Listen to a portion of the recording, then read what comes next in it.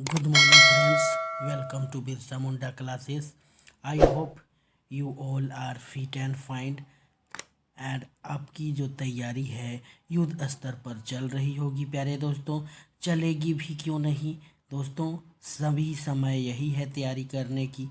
Okay, तो तैयारी करने के लिए हमारे यूट्यूब चैनल पर यानी बिरसा मुंडा क्लासेस पर बने रहिए। यदि आप नए हैं तो वीडियो को लाइक और चैनल को सब्सक्राइब ज़रूर कीजिए। तो आज के सेशन में हम लोग देखेंगे विज्ञान के अंतर्गत जीव विज्ञान यानी बायोलॉजी से महत्वपूर्ण एमसीक्यूज़ हम लोग करेंगे प्यारे दोस्तों। और ध्यान देने वाली बात यह है कि किसी भी एग्ज़ाम में बायोलॉजी से सबसे ज़्यादा प्रश्न पूछा जाता है, यानी बायोलॉजी का जो वेटेज होता है सबसे ज़्यादा होता है। ओके, तो इसलिए बी प्रिपेयर। तो आइए देखते हैं आज का सेशन स्टार्ट करते हैं, ज़्यादा देर न करते हुए, और आज के सेशन को यहीं से स्टार्ट करते हैं हमारे क्वेश्चन नंबर 1 से। तो आइए देखते हैं क्वेश्चन नंबर 1 हमारे स्क्रीन पर आ चुका है और ये पूछ रहा है कोशिका का पावर हाउस किसे कहा जाता है। कोशिका का पावर हाउस किसे कहा जाता है। पावर हाउस मीन्स शक्ति गृह किसे कहा जाता है। ठीक है, तो यहाँ पर क्वेश्चन है कोशिका का पावर हाउस किसे कहा जाता है। ऑप्शन जो है हमारे स्क्रीन पर, option A is ribosome, option B is नाभिक, option C is mitochondria, option D is Golgi पिंड। ओके, तो इन चारों ऑप्शंस में आपको बताना है प्यारे दोस्तों कि ये जो है हमारा क्या है प्यारे दोस्तों। कोशिका का पावर हाउस यानी शक्ति गृह किससे कहा जाता है। ओके, तो आइए देखते हैं इसका जो करेक्ट आंसर हमारा कौन सा हो जाएगा प्यारे दोस्तों, यानी कौन सा होने वाला है। तो कोशिका का पावर गृह या शक्ति गृह जो है उसे हम लोग क्या कहते हैं प्यारे दोस्तों, माइटोकॉन्ड्रिया कहते हैं प्यारे दोस्तों। ठीक है, तो यहाँ पर क्वेश्चन नंबर 1 का जो करेक्ट आंसर हमारा हो जाएगा माइटोकॉन्ड्रिया। ठीक है, तो माइटोकॉन्ड्रिया ऊर्जा यानी एटीपी का निर्माण करता है, इसलिए इसे कोशिका का शक्ति गृह, जहाँ पर शक्ति गृह यानी पावर हाउस कहा जाता है। इसलिए यहाँ पर करेक्ट आंसर हमारा क्वेश्चन 1 का ऑप्शन सी जो है ये कोशिका का पावर हाउस कहा जाता है प्यारे दोस्तों। चलिए इसी के साथ चलते हैं नेक्स्ट इम्पोर्टेंट क्वेश्चन की तरफ। क्वेश्चन नंबर 2 जो है हमारे स्क्रीन पर आ चुका है प्यारे दोस्तों। आइए देखते हैं ये हमसे क्या पूछ रहा है। तो मानव शरीर की सबसे बड़ी ग्रंथि कौन सी है। बहुत ही ज़बरदस्त, बहुत बार पूछा जाने वाला सवाल आपकी स्क्रीन पर, और इस बार उत्पाद की सिपाही में ज़रूर से ज़रूर पूछा जाएगा मानव शरीर की सबसे बड़ी ग्रंथि कौन सी है प्यारे दोस्तों। ठीक है, लिख कर रख लीजिए। तो मानव शरीर की सबसे बड़ी ग्रंथि कौन सी है। ऑप्शन ए जो है अग्नाशय, ऑप्शन बी इज़ यकृत, option C is thyroid, option D is pituitary. Okay, तो इन चारों ऑप्शंस में आपको बताना है प्यारे दोस्तों कि मानव शरीर की सबसे बड़ी ग्रंथि कौन सी है। ओके, तो आइए देखते हैं क्वेश्चन नंबर 2 का जो करेक्ट आंसर इन चारों ऑप्शंस में निकल कर आ रहा है प्यारे दोस्तों। ऑप्शन नंबर बी यानी यकृत, लीवर। ओके, तो यहाँ पर करेक्ट आंसर हमारा हो जाएगा क्वेश्चन नंबर 2 का मानव शरीर की सबसे बड़ी ग्रंथि जो है वो यकृत यानी लीवर है। ओके, लीवर है। तो यकृत या लीवर मानव शरीर की सबसे बड़ी ग्रंथि है और यह पित्त यानी बाइल बनाता है। ओके, इसलिए यहाँ पर करेक्ट आंसर जो है क्वेश्चन नंबर 2 का ऑप्शन नंबर बी हमारा करेक्ट आंसर हो जाएगा प्यारे दोस्तों। चलिए इसी के साथ चलते हैं नेक्स्ट इम्पोर्टेंट क्वेश्चन की तरफ, क्वेश्चन नंबर 3 की तरफ। तो क्वेश्चन नंबर 3 जो है हमारे स्क्रीन पर आ चुका है प्यारे दोस्तों, और ये पूछ रहा है कि लाल रक्त का लाल रंग किसके कारण होता है? रक्त यानी ब्लड का जो कलर होता है, लाल रंग होता है, रेड कलर का होता है, वो किसके कारण होता है ना? ऑप्शन ए इज प्लाज्मा के कारण, ऑप्शन बी इज प्लेटलेट्स के कारण, ऑप्शन सी इज हीमोग्लोबिन के कारण, ऑप्शन डी श्वेत रक्त कण के कारण। ओके, तो इन चारों ऑप्शंस में आपको बताना है प्यारे दोस्तों कि रक्त का लाल रंग किसके द्वारा होता है। ठीक है, क्वेश्चन नंबर 3 का। तो यहाँ पर इन चारों ऑप्शंस में आपको यदि हम देखते हैं तो ऑप्शन नंबर सी जो है यहाँ पर करेक्ट आंसर निकल के आ रहा है प्यारे दोस्तों। यानी हीमोग्लोबिन आयरन युक्त प्रोटीन है जो ऑक्सीजन का परिवहन करता है, और इसी के कारण हीमोग्लोबिन के कारण रक्त का लाल रंग होता है। इसलिए यहाँ पर करेक्ट आंसर हमारा हो जाएगा रक्त का लाल रंग जो है वो हीमोग्लोबिन के कारण होता है। तो क्वेश्चन नंबर 3 का जो करेक्ट आंसर हो जाएगा क्वेश्चन नंबर 3 का ऑप्शन नंबर सी यानी हीमोग्लोबिन हो जाएगा। चलिए इसी के साथ चलते हैं प्यारे दोस्तों नेक्स्ट इंपॉर्टेंट क्वेश्चन की तरफ, क्वेश्चन नंबर 4 की तरफ। बहुत ही ज़बरदस्त क्वेश्चन और बराबर पूछा जाने वाला क्वेश्चन आपके स्क्रीन पर आ चुका है प्यारे दोस्तों। विटामिन सी की कमी से कौन सा रोग होता है? विटामिन सी की कमी से कौन सा रोग होता है? ऑप्शन जो है हमारे स्क्रीन पर, option A is rickets, option B is scurvy, option C is beri, option D is रतौंधी। अब इन चारों ऑप्शंस में आपको बताना है प्यारे दोस्तों कि विटामिन सी की कमी से कौन सा रोग होता है। ओके, तो आइए देखते हैं इसका जो करेक्ट आंसर यानी विटामिन सी की कमी से कौन सा रोग होता है। Question number 4। तो यहाँ पर हम देखते हैं कि चारों ऑप्शंस में, चारों रोगों के ऑप्शन में हम लोग देखते हैं तो पहला जो है हमारा करेक्ट आंसर निकल कर आ रहा है ऑप्शन नंबर बी यानी स्कर्वी होता है प्यारे दोस्तों। ठीक है, तो विटामिन सी की कमी से मसूड़ों से खून आता है और स्कर्वी रोग हो जाता है। इसलिए यहाँ पर सही ऑप्शन नंबर बी हमारा करेक्ट आंसर हो जाएगा प्यारे दोस्तों। तो क्वेश्चन नंबर 4 के सही उत्तर बी स्कर्वी को लॉक कर दिया जाए, क्योंकि विटामिन सी की कमी से ये रोग होता है प्यारे दोस्तों। ओके, चलिए इसी के साथ चलते हैं नेक्स्ट इम्पोर्टेंट क्वेश्चन की तरफ, क्वेश्चन नंबर 5 की तरफ, जो हमारे स्क्रीन पर आ चुका है प्यारे दोस्तों। और ये पूछ रहा है कि मानव शरीर में कुल कितनी हड्डियां होती है। ज़बरदस्त सवाल, हर प्रतियोगिता में पूछा जाने वाला सवाल।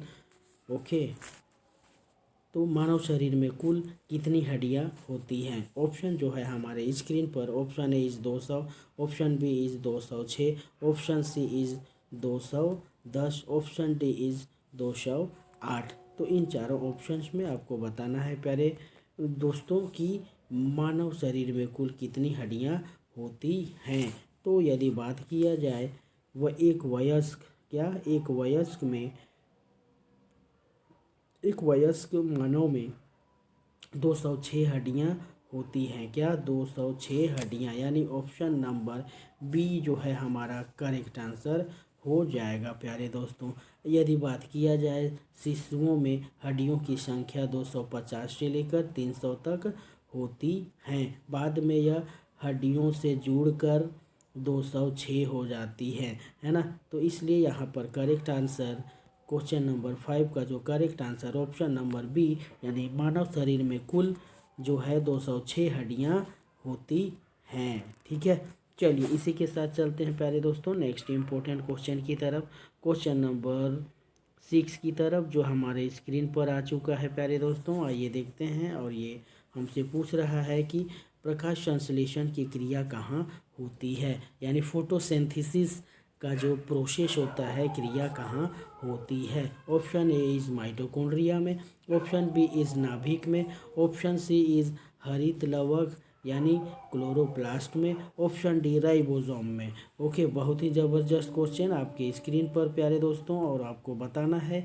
इन चारों ऑप्शंस में जो करेक्ट आंसर यानी प्रकाश संश्लेषण की क्रिया कहाँ होती है। Question number 6। ओके, तो यहाँ पर यदि बात किया जाए तो करेक्ट आंसर जो निकल कर आ रहा है प्यारे दोस्तों, ऑप्शन नंबर सी हमारा करेक्ट आंसर हो जाएगा, क्योंकि प्रकाश संश्लेषण की क्रिया जो होती है वो हरित लवक यानी क्लोरोप्लास्ट में इसका संश्लेषण होता है।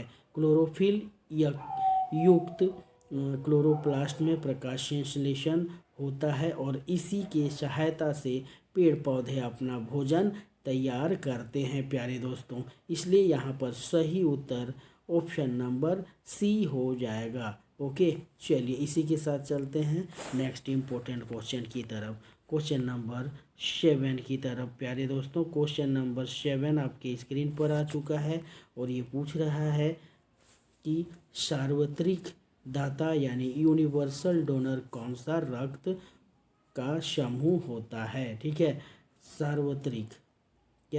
सार्वत्रिक दाता या यूनिवर्सल डोनर कौन सा रक्त समूह होता है। क्या सार्वत्रिक दाता यूनिवर्सल डोनर कौन सा रक्त समूह है। Okay, option A is A blood group, option B is B blood group, option C is A B blood group, option D is O blood group. Okay, तो इन चारों ऑप्शंस में आपको बताना है कि यूनिवर्सल डोनर यानी सार्वत्रिक दाता यूनिवर्सल डोनर कौन सा रक्त समूह होता है। तो आइए देखते हैं दोस्तों, बहुत ही ज़बरदस्त क्वेश्चन आपकी स्क्रीन पर छपने वाला क्वेश्चन, क्वेश्चन नंबर 7। तो यहाँ पर देखते हैं हम लोग कि सार्वत्रिक दाता यानी यूनिवर्सल डोनर जो होता है उस ग्रुप को, ब्लड ग्रुप को ओ ब्लड ग्रुप यानी ओ रक्त समूह कहा जाता है प्यारे दोस्तों। तो यहाँ पर ऑप्शन नंबर डी जो है हमारा करेक्ट आंसर हो जाएगा प्यारे दोस्तों। ठीक है, तो विशेषकर यानी स्पेशली जो है ओ ब्लड ग्रुप। ओके, क्या ओ ब्लड ग्रुप एक ऐसा समूह होता है जो सभी को ब्लड डोनेट किया जा सकता है, इसलिए इसे यूनिवर्सल डोनर कहा जाता है प्यारे दोस्तों। ओके, तो यहाँ पर सही उत्तर ऑप्शन नंबर डी हमारा करेक्ट आंसर क्वेश्चन नंबर 7 का हो जाएगा। ओके, चलिए इसी के साथ चलते हैं नेक्स्ट इम्पोर्टेंट क्वेश्चन की तरफ, क्वेश्चन नंबर 8 की तरफ, जो हमारे स्क्रीन पर आ चुका है प्यारे दोस्तों। और ये पूछ रहा है हमसे कि मानव हृदय में कितने कक्ष होते हैं। ये भी बहुत ही ज़बरदस्त क्वेश्चन और बराबर पूछा जाने वाला क्वेश्चन आपके स्क्रीन पर आ चुका है प्यारे दोस्तों। और ये पूछ रहा है कि मानव हृदय में यानी ह्यूमन हार्ट में कितने कक्ष होते हैं, कितने चैम्बर होते हैं। Okay, option A is 2 chamber, option B is 2 कक्ष, ऑप्शन बी इज 3 कक्ष, ऑप्शन सी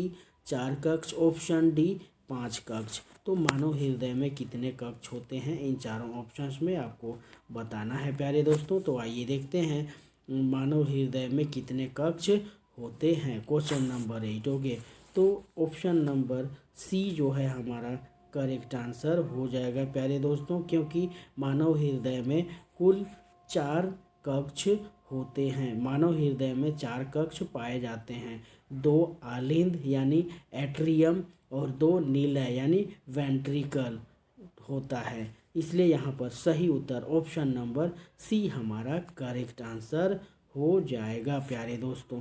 चलिए इसी के साथ चलते हैं नेक्स्ट इम्पोर्टेंट क्वेश्चन की तरफ प्यारे दोस्तों, क्वेश्चन नंबर 9 की तरफ। ये भी बहुत ही ज़बरदस्त क्वेश्चन आपके उत्पाद पुलिस के का प्रश्न बहुत ही ज़बरदस्त आया हुआ है और ये ज़रूर छपने वाला सवाल है। तो डीएनए का पूरा नाम क्या है। Okay, option A is deoxyribonucleic acid या अम्ल, ऑप्शन बी डायनामिक न्यूक्लिक अम्ल, ऑप्शन सी डबल न्यूक्लिक अम्ल, ऑप्शन डी इनमें से कोई नहीं। ओके, तो इन चारों ऑप्शंस में आपको बताना है प्यारे दोस्तों कि डीएनए का पूरा नाम क्या है। The full form of DNA is. Okay, तो यहाँ पर हम लोग बात करते हैं फुल फॉर्म की, यानी इसका पूरा नाम। तो डीएनए का जो पूरा नाम है, यानी the full form of DNA is deoxy ribonucleic acid, यानी अम्ल, डीऑक्सी राइबोन्यूक्लिक अम्ल भी कहा जाता है। तो यहाँ पर ऑप्शन नंबर ए जो है हमारा करेक्ट आंसर हो जाएगा, यानी डीएनए का पूरा नाम जो है क्या हो जाएगा, डीऑक्सी राइबोन्यूक्लिक एसिड यानी अम्ल। तो डीएनए आनुवंशिक सूचना में को डीएनए जो होता है ये आनुवांशिक सूचना को वहन करता है, यानी एक पीढ़ी से दूसरी पीढ़ी में ये क्या करता है, ट्रांसफ़र होता है। ओके, इसलिए यहाँ पर करेक्ट आंसर जो है हमारा क्वेश्चन नंबर 9 का ऑप्शन नंबर ए, यानी डीऑक्सी राइबोन्यूक्लिक अम्ल जो है डीएनए का पूरा नाम है। ओके, चलिए इसी के साथ चलते हैं प्यारे दोस्तों नेक्स्ट इम्पोर्टेंट क्वेश्चन की तरफ, क्वेश्चन नंबर 10 की तरफ, जो हमारे स्क्रीन पर आ चुका है। बहुत ही ज़बरदस्त क्वेश्चन, छपने वाला क्वेश्चन, एक से एक क्वेश्चन आपके स्क्रीन पर। पाचन की शुरुआत कहाँ से होती है? ओके, पाचन की जो शुरुआत होती है यानी डाइजेशन, जो हम लोग खाना खाते हैं उसका शुरुआत कहाँ से होता है प्यारे दोस्तों? ऑप्शन ए इज़ आमाशय, ऑप्शन बी इज़ मुख, ऑप्शन सी इज़ छोटी आंत, ऑप्शन डी इज़ यकृत। तो इन चारों ऑप्शंस में आपको बताना है प्यारे दोस्तों कि ये जो है पाचन की शुरुआत कहाँ से होती है। ओके, क्वेश्चन नंबर 10 बहुत ही ज़बरदस्त क्वेश्चन। तो पाचन की शुरुआत मुंह यानी मुख से यानी माउथ से होती है। तो यहाँ पर ऑप्शन नंबर बी जो है हमारा करेक्ट आंसर हो जाएगा प्यारे दोस्तों।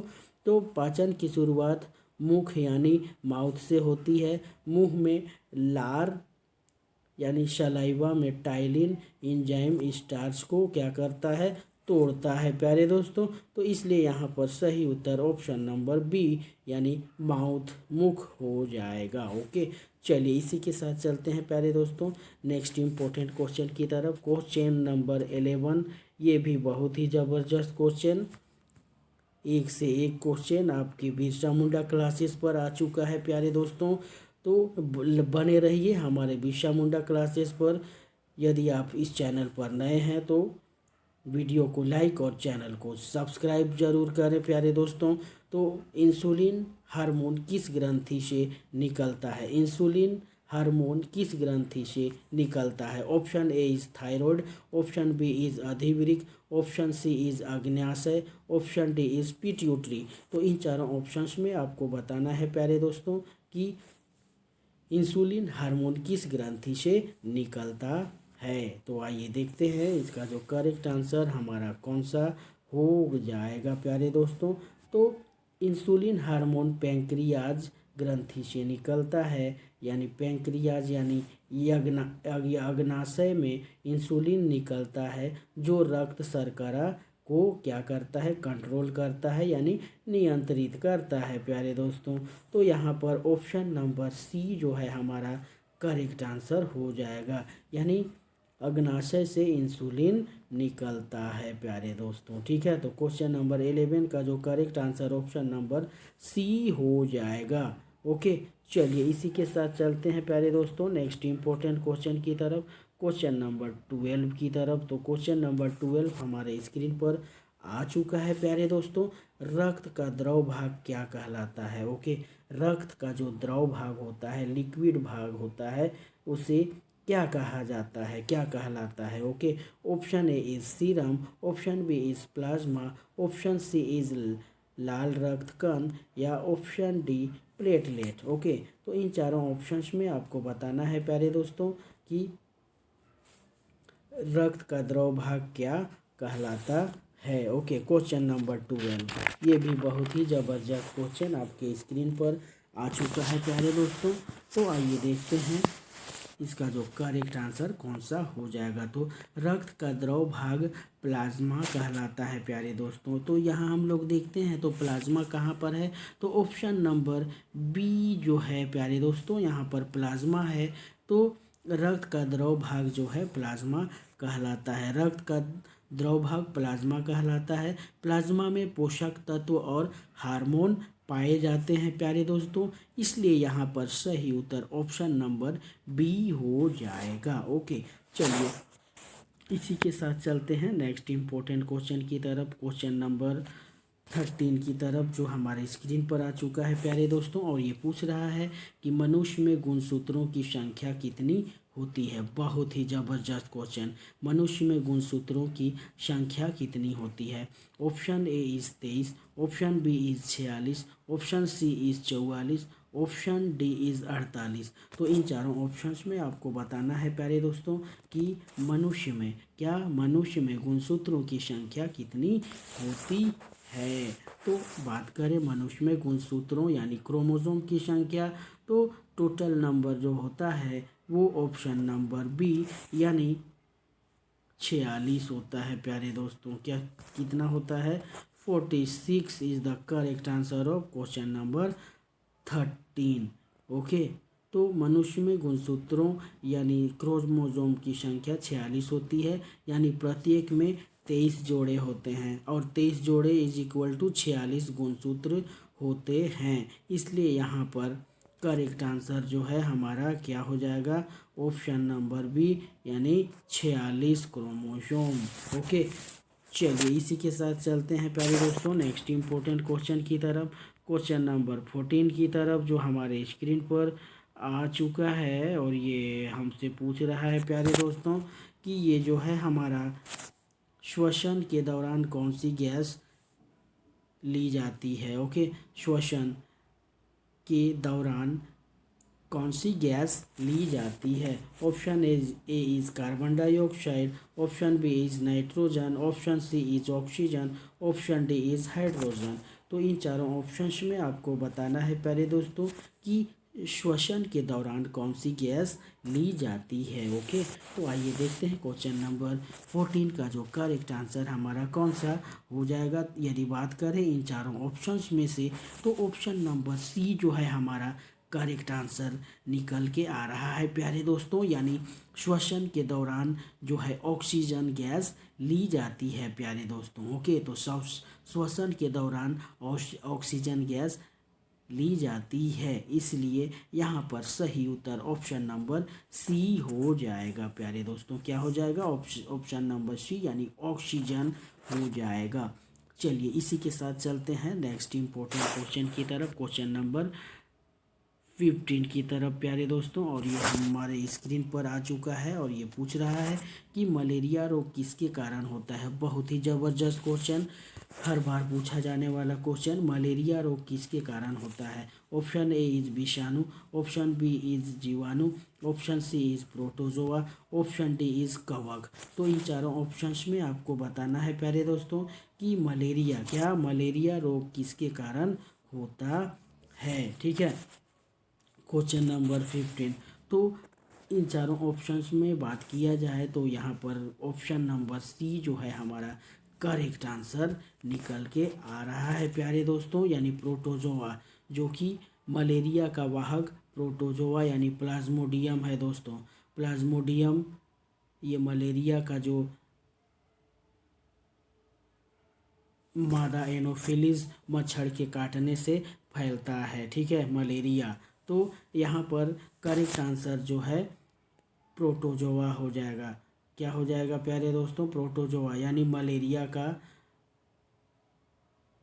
रोग का जो कारण होता है वो प्रोटोजोआ के कारण होता है प्यारे दोस्तों। ठीक है, चलिए इसी के साथ चलते हैं नेक्स्ट इम्पोर्टेंट क्वेश्चन की तरफ, क्वेश्चन नंबर 16 की तरफ, जो हमारे स्क्रीन पर आ चुका है प्यारे दोस्तों। और ये हमसे पूछ रहा है कि रक्त का थक्का जमाने में कौन सहायता करता है। बहुत ही ज़बरदस्त क्वेश्चन। रक्त का थक्का जमाने में कौन सहायता करता है। ऑप्शन ए इज़ लाल रक्त कण, ऑप्शन बी इज़ श्वेत रक्त कण, option C is platelet, option D is plasma. तो इन चारों ऑप्शंस में आपको बताना है प्यारे दोस्तों कि रक्त का थक्का जमाने में कौन सहायता करता है। Okay, question number 16। तो रक्त का थक्का जमाने में प्लेटलेट्स यानी ऑप्शन नंबर सी जो है हमारा करेक्ट आंसर हो जाएगा प्यारे दोस्तों।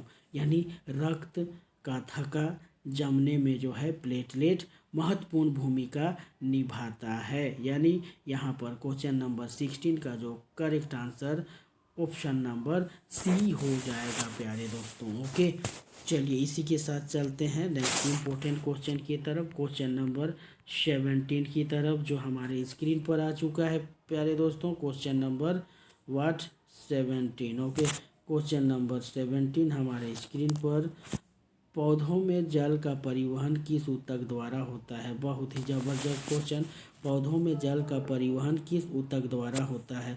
Option A is phloem, option B is xylem, option C is cambium, option D is cortex. इन चारों ऑप्शंस में आपको बताना है प्यारे दोस्तों कि पौधों में जल का परिवहन किस ऊतक द्वारा होता है। ठीक है, तो आइए देखते हैं इसका जो करेक्ट आंसर हमारा कौन सा हो जाएगा। Question number 17। ओके, तो जाइलम, जाइलम पौधों में जल का परिवहन जो होता है जाइलम ऊतक के द्वारा होता है प्यारे दोस्तों। तो यहाँ पर देखते हैं ऑप्शन बी जो है हमारा करेक्ट आंसर हो जाएगा। क्या हो जाएगा अब दोस्तों, ऑप्शन नंबर बी हमारा करेक्ट आंसर हो जाएगा। यानी पौधों में जल का परिवहन जो होता है जाइलम ऊतक के द्वारा होता है। इसलिए क्वेश्चन नंबर 17 का जो correct answer option number B हो जाएगा प्यारे दोस्तों।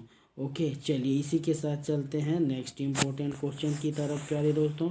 क्वेश्चन नंबर 18 की तरफ हम लोग चलते हैं, क्वेश्चन नंबर 18 की तरफ। ओके, क्वेश्चन नंबर 18 हमारे स्क्रीन पर आ चुका है और ये हमसे पूछ रहा है प्यारे दोस्तों कि विटामिन डी की कमी से कौन सा रोग होता है। बहुत ही ज़बरदस्त क्वेश्चन आपके स्क्रीन पर आ चुका है। विटामिन डी की कमी से कौन सा रोग होता है, क्वेश्चन नंबर 18। ओके, तो ऑप्शन ए जो है rickets, option B is scurvy, option B is बेरी, ऑप्शन डी इज गलकंड यानी घेघा रोग। तो इन चारों ऑप्शंस में आपको बताना है प्यारे दोस्तों कि विटामिन डी की कमी से कौन सा रोग होता है। ओके, तो आइए देखते हैं क्वेश्चन नंबर 18 का जो करेक्ट आंसर हमारा निकल कर आ रहा है इन चारों ऑप्शंस में। ऑप्शन नंबर ए जो है हमारा करेक्ट आंसर हो जाएगा प्यारे दोस्तों। क्या, ऑप्शन नंबर ए हमारा करेक्ट आंसर हो जाएगा।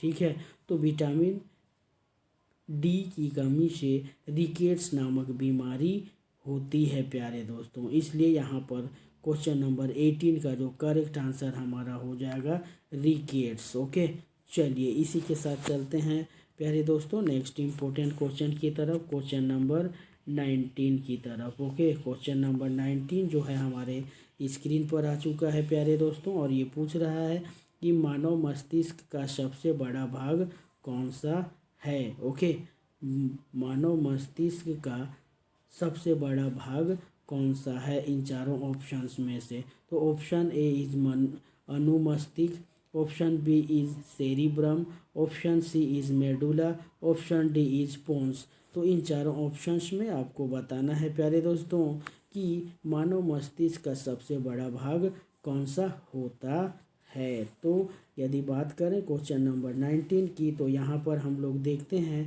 क्वेश्चन नंबर 19 का जो करेक्ट आंसर इन चारों ऑप्शंस में निकल कर आ रहा है सेरिब्रम। ओके, तो यहाँ पर करेक्ट आंसर जो हो जाएगा मानव मस्तिष्क का सबसे बड़ा भाग जो होता है वो क्या होता है प्यारे दोस्तों, सेरिब्रम होता है। मानव मस्तिष्क का सबसे बड़ा भाग सेरिब्रम होता है। इसलिए यहाँ पर करेक्ट आंसर क्वेश्चन नंबर 19 का option number B is the correct answer. Okay, चलिए इसी के साथ चलते हैं प्यारे दोस्तों नेक्स्ट इम्पोर्टेंट क्वेश्चन की तरफ, क्वेश्चन नंबर 20 की तरफ, जो हमारे स्क्रीन पर आ चुका है प्यारे दोस्तों। आइए देखते हैं question number 20। Okay, question number 20 जो है हमारे स्क्रीन पर आ चुका है। आइए देखते हैं, ये पूछ रहा है टीका यानी वैक्सीन किसके विरुद्ध सुरक्षा देता है। ठीक है, टीका यानी वैक्सीन किसके विरुद्ध सुरक्षा देता है? ऑप्शन ए इस पोषक तत्व के विरुद्ध, ऑप्शन बी रोग, ऑप्शन सी जल, ऑप्शन डी ऑक्सीजन। तो इन चारों ऑप्शंस में आपको बताना है प्यारे दोस्तों कि ये जो है हमारा टीका यानी वैक्सीन किसके विरुद्ध सुरक्षा देता है। Question number 20। तो टीका यानी वैक्सीन जो होता है डिजीज यानी बीमारी के विरुद्ध सुरक्षा देता है, यानी ऑप्शन नंबर बी जो है हमारा करेक्ट आंसर हो जाएगा। ओके, तो टीका यानी वैक्सीन जो है रोग के विरुद्ध प्रोटेक्शन करता है। ओके, चलिए इसी के साथ चलते हैं नेक्स्ट इम्पोर्टेंट क्वेश्चन की तरफ प्यारे दोस्तों। क्वेश्चन नंबर 21 की तरफ, जो बहुत ही ज़बरदस्त क्वेश्चन आपके स्क्रीन पर आ चुका है प्यारे दोस्तों, छपने वाला क्वेश्चन। ओके, तो आइए देखते हैं। ये पूछ रहा है पौधों का रंग किसके कारण होता है। ठीक है, पौधों का हरा रंग किसके कारण होता है। Option A is xanthophyll, option B is chlorophyll, option C is carotene, option D is anthocyanin. तो इन चारों ऑप्शंस में आपको बताना है प्यारे दोस्तों कि पौधों का हरा रंग किसके कारण होता है। बहुत ही ज़बरदस्त क्वेश्चन और छपने वाला सवाल। Okay, question number 21। ओके, तो यहाँ पर हम लोग देखते हैं कि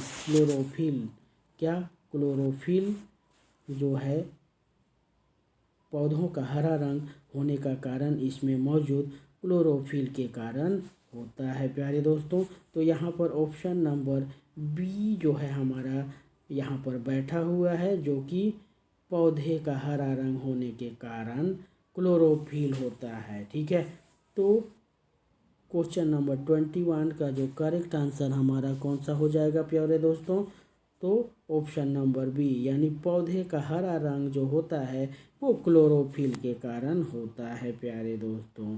ठीक है, चलिए इसी के साथ चलते हैं प्यारे दोस्तों नेक्स्ट इम्पोर्टेंट क्वेश्चन की तरफ, क्वेश्चन नंबर 22 की तरफ। तो क्वेश्चन नंबर 22 बहुत ही ज़बरदस्त क्वेश्चन और छपने वाला सवाल आपकी स्क्रीन पर और बिरसा मुंडा क्लासेस पर। तो मानव शरीर का सामान्य तापमान कितना होता है प्यारे दोस्तों। ओके, मानव शरीर का सामान्य तापमान कितना होता है। Option A is 35 degree Celsius, option B is 36 degree Celsius, option D 37 degree, option D is 38 degree centigrade. Okay, तो इन चारों ऑप्शंस में जो करेक्ट आंसर हमारा कौन सा हो जाएगा प्यारे दोस्तों। तो आइए देखते हैं, आपको बताना है कि मानव शरीर का सामान्य तापमान कितना होता है। ओके, तो आइए देखते हैं। इन चारों ऑप्शंस की बात करें तो यहाँ पर हम लोग देखते हैं कि मानव शरीर का सामान्य तापमान जो होता है 37 डिग्री होता है प्यारे दोस्तों। कितना होता है? Option number C is the correct answer of question number 22, है ना। तो मानव शरीर का सामान्य तापमान जो होता है 37 डिग्री होता है प्यारे दोस्तों। ठीक है, तो इसलिए यहाँ पर correct answer option number C हो जाएगा। ओके, चलिए इसी के साथ चलते हैं नेक्स्ट इम्पोर्टेंट क्वेश्चन की तरफ प्यारे दोस्तों। क्वेश्चन नंबर 23 की तरफ, जो बहुत ही ज़बरदस्त क्वेश्चन आपकी करीब में आ चुका है प्यारे दोस्तों।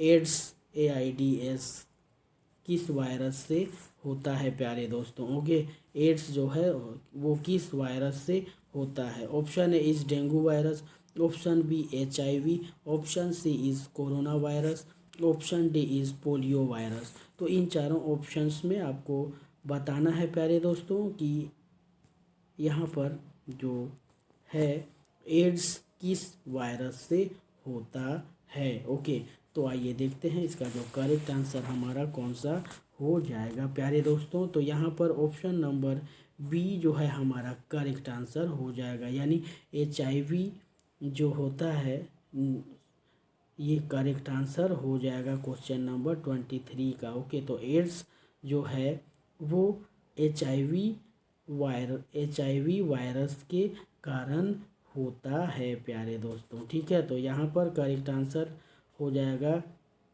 HIV वायरस के कारण यहाँ पर होता है।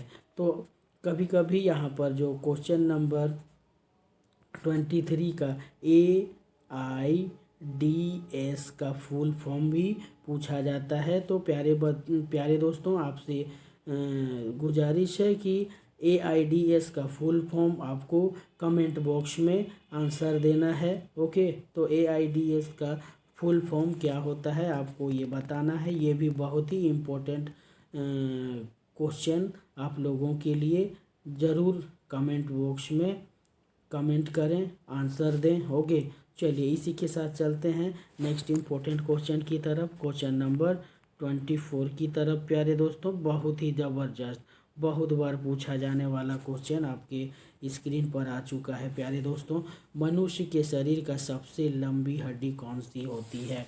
ओके, मनुष्य के शरीर की सबसे लंबी हड्डी कौन सी है? Option A is tibia, option B is femur, option D is radius, option D is humerus. तो इन चारों ऑप्शंस में आपको बताना है प्यारे दोस्तों कि मनुष्य के शरीर की सबसे लंबी हड्डी कौन सी है। ओके, तो बात करते हैं मनुष्य के शरीर की सबसे लंबी हड्डी, तो वो होता है जांघ की हड्डी, जिसको फीमर कहते हैं। ओके, तो यहाँ पर करेक्ट आंसर जो है हमारा option number B is the correct answer of question number 24। Okay, चलिए इसी के साथ चलते हैं नेक्स्ट इम्पोर्टेंट क्वेश्चन की तरफ प्यारे दोस्तों, क्वेश्चन नंबर 25 की तरफ। और ये आज का लास्ट क्वेश्चन है, बहुत ही ज़बरदस्त क्वेश्चन आपके स्क्रीन पर प्यारे दोस्तों। श्वसन क्रिया में ऊर्जा किस रूप में बनती है? ओके, श्वसन क्रिया में ऊर्जा किस रूप में बनती है?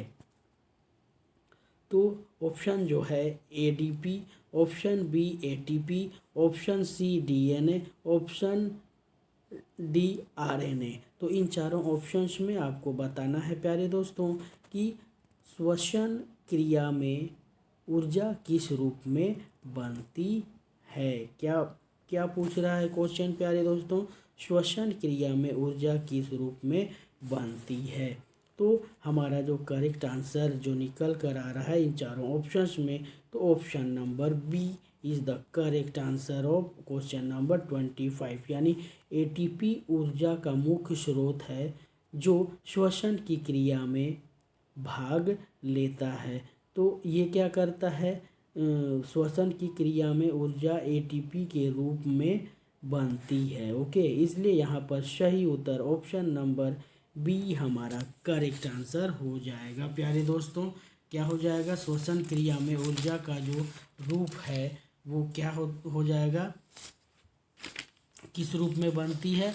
ATP के रूप में बनती है। इसलिए क्वेश्चन नंबर 25 का जो करेक्ट आंसर हमारा हो जाएगा बी ऑप्शन। ओके, तो प्यारे दोस्तों आज का सेशन आपको कैसा लगा? यदि आपको ये सेशन अच्छा लगे तो वीडियो को लाइक और चैनल को सब्सक्राइब जरूर करें, ताकि आपको सभी नोटिफिकेशन सही समय पर मिलती रहेंगी। ओके, तो फिर मिलते हैं एक नए सेशन और नए ऊर्जा के साथ। तब तक के लिए आप अपना और अपने परिवार का ख्याल रखें और आपके चेहरे पर एक छोटा सा क्यूट सा स्माइल रखें। तब तक के लिए सभी को जोहार, जय हिंद, जय भारत।